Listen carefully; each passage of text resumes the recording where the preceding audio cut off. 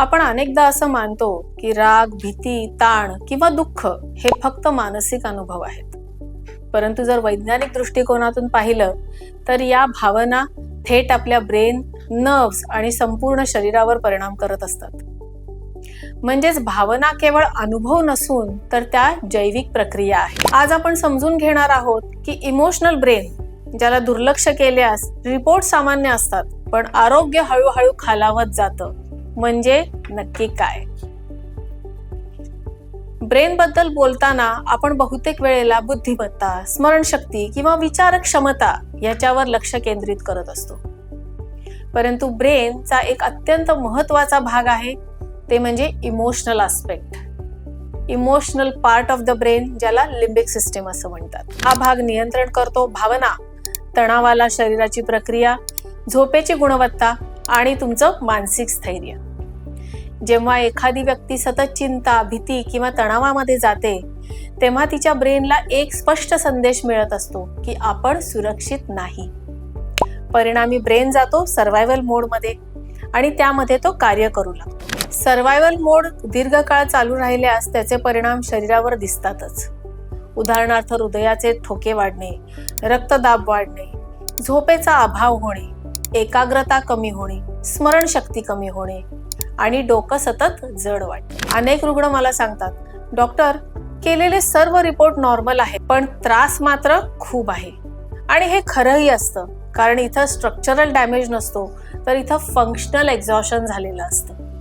म्हणजे ब्रेन जखमी असतो, शारीरिक दृष्ट्या नाही पण मानसिक दृष्ट्या तो थकलेला असतो. ब्रेनची आपण मोबाईल फोनची तुलना करू शकतो. मर्यादित ऍप जर चालू असतील तर फोन सुरळीत चालतो, पण जर अनेक ऍप बॅकग्राऊंड मध्ये सतत चालू असतील तर बॅटरी लवकर संपते आणि फोन तुमचा हँग होतो. बॅकग्राऊंड मध्ये असलेलं फिअर, स्ट्रेस, ओव्हर थिंकिंग हे ब्रेनसाठी बॅकग्राऊंड प्रोसेसिंग सारखं असतं. डिव्हाइस खराब नसतो पण तो ओव्हरलोड झालेला असतो. दीर्घकाळ भावनिक तणाव दुर्लक्षित केल्यास त्याचे परिणाम गंभीर होऊ शकतात. यामध्ये असतं सततची असणारी डोकेदुखी, एन्झायटी, डिप्रेशन, झोपेचे विकार, स्मरणशक्ती कमजोर होणं, स्ट्रोक होण्याचा धोका वाढणं, काही पेशंटना तर फिट सुद्धा येऊ शकतात. पण ह्यामध्ये सर्वात मोठा गैरसमज आहे की हे सगळे मनाचे खेळ आहेत. पण मन आणि ब्रेन हे वैद्यकीय दृष्ट्या वेगळे नाहीत.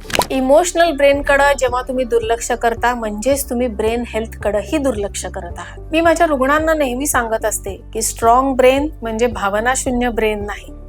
स्ट्रॉंग ब्रेन म्हणजे भावना ओळखून त्यांचं योग्य व्यवस्थापन करणारा ब्रेन. या योग्य व्यवस्थापनासाठी तुम्हीही मेंदूची मदत करायला हवं. तर त्याच्यासाठी काही महत्वाच्या सवयी आपण पाहूया.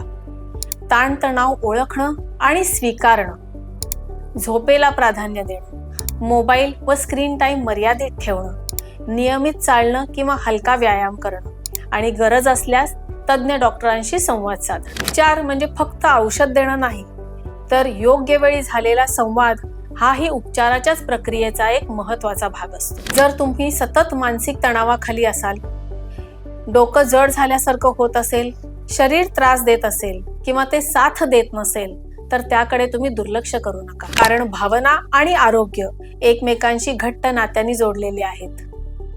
मी doctor Sonali Walsankar, consultant neurosurgeon, Solapur.